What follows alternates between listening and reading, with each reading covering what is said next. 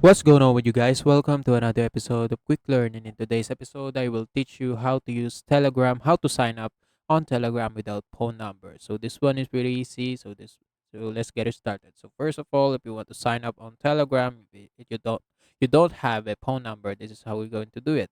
So first, this is a paid method. Just go to SMS Activate.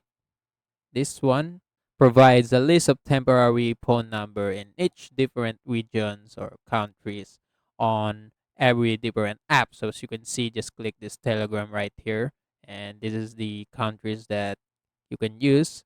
And if you want to pay that, just click this shopping cart right here, and you need to log in first, provide your payment methods, and after that, there will be a list of temporary phone number. So another thing that you can do, this is a free method now. So just search SMS or free temporary phone number on Google and click the first website.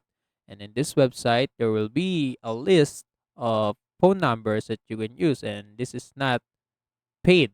This is free. You can choose whatever you like, whatever country or whatever you want. And for example, I'm using Philippines number.